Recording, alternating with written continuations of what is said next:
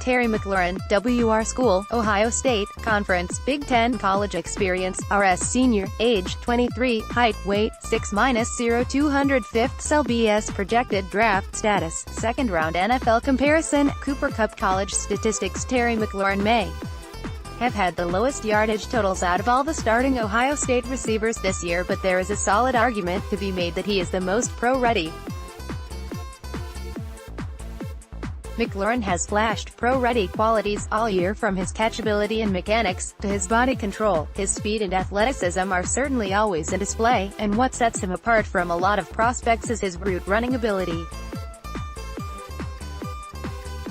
McLaurin put these qualities on full display at the Senior Bowl and had a lot of media folks buzzing about him. He's been praised for his ability to quickly learn and be coached as well, and his desire to lead.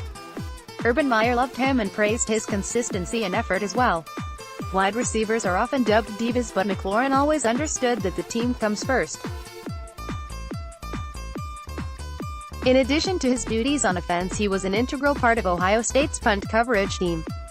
To put the cherry on top, he really takes pride in his blocking, and has worked to improve his body not only for himself but so that he can better spring his teammates when they come his way. He's a mature young man with all the qualities and intangibles you could want in a receiver. Taking all of this into consideration, it's no wonder some think he can eventually develop into a high-end WR2 in the NFL. Strengths: great speed, athleticism, quickness and agility for the position. He can stretch the field vertically and blow past coverages with his acceleration. Skies up at the loss and has really impressive footwork and technique to get past them. Once he's past them, few corners can recover. I wonder just how many more touchdowns he would have had this year if not for underthrown balls. Release is quick and smooth, and his route running is beautiful to watch. McLaurin is a threat outsider working over the middle. He finds or creates space in coverage and can run after the catch for big yards. Smooth and effortless as a pass catcher, tracks the ball well in the air and shows outstanding body control. He made some critical catches this year that were really difficult because he knows how to adjust. Has value on special teams as a gunner, praised for his leadership, and as a capable and willing blocker. Weakness is slightly smaller than some may want as a receiver playing outside. With only 75 career catches, there may be some questions about why McLaurin wasn't more productive at Ohio State. Do all his strengths consistently translate on the field? Or were there simply too many mouths to feed at OSU? I've heard some imply that McLaurin's success was due to him playing with a future first-rounder. While part of that is obvious, someone has to throw the ball, preferably well. Perhaps there are questions about how he will look at the next level if he has to play with an average or below-average QB.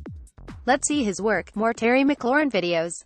How he would fit on the Redskins. I've watched at least 6 Ohio State games this season, and I knew McLaurin was underrated, but after digging in and focusing solely on him rather than the OSU offense as a whole, I came away even more impressed.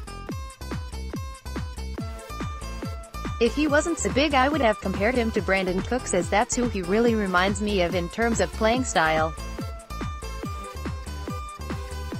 A slightly undersized but tough receiver who can be featured in offenses and work all over the field. He has the skills to take the top off. He says he can run the 40 in 4.35, and checks all the boxes as far as technical ability. While his teammates Campbell and Hill rightfully get their shine, could it be that it's just because McLaurin got the mouse's share in that offense? Every time I watch him, I lean towards that sentiment, as I think there is a solid argument that McLaurin is better than both of them overall. How could the Redskins not need a player like this? Speed, hands, athleticism, consistency, leadership and more.